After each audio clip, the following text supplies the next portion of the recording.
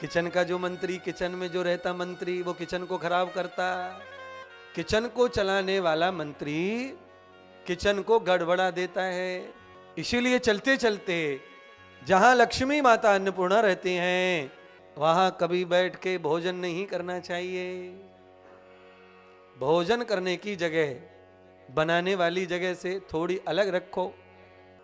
जहां भोजन पकता है वहां से भोजन को अलग लेके खाएं। जिन पात्रों में भोजन पकता है उन पात्रों को खाते समय यूज ना करें। ये सब दरिद्रता की ओर ले जाता है कर्म। जिस भगोनी में पकाते हैं, जिस कुकर में पकाते हैं, कभी कभी हम उसको ही लेके बैठ जाते बीच में, चम्मच डाल देते हैं। जिसको लेना है वो ले लो, उसी में से खाओ। अपनी अपनी थाली में, अपनी अपनी बाटी में, कटोरी में डालते खाते ना। सबसे भ्रष्ट होटल होता है खाना खिलाने में, पर वहां भी नियम देख लो कितने बढ़िया रहते हैं। पकाने वाली जगह अलग, खाने वाली जगह अलग, पकने वाले पात्र अलग, परोसने वाले अलग और जिमने वाले अलग। जहां शुद्धि की गारंटी नहीं वहां भी सब अच्छा दिख रहा है। और जिस घर को अच्छाई और शुद्धि के लिए जाना जाता है वहां सब लचड़ पचड़ हो गया है। बदलाव लाइए जिंदगी में। अब सबके घर में गलती होती है तो, क्योंकि कोई है ही ना देखने वालों है। सासू मां समझ आती वो भारत में पड़ी है। यहां तो बहू और बहू का पति दो ही है।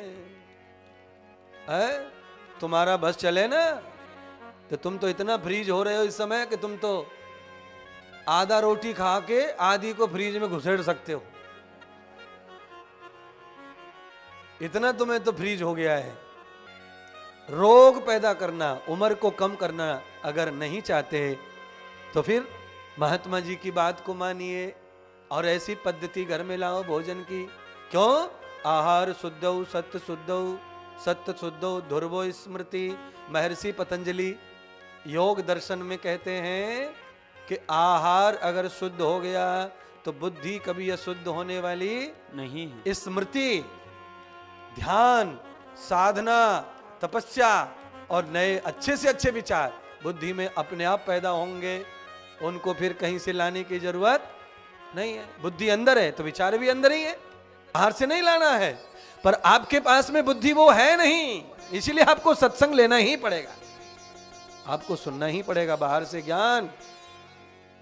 क्योंकि बॉडी एनर्जी बनाती नहीं है तो बाहर से खाना पड़ता है। बादाम, काजू, किशमिश, बूंदी के लड्डू, मेथी के लड्डू है।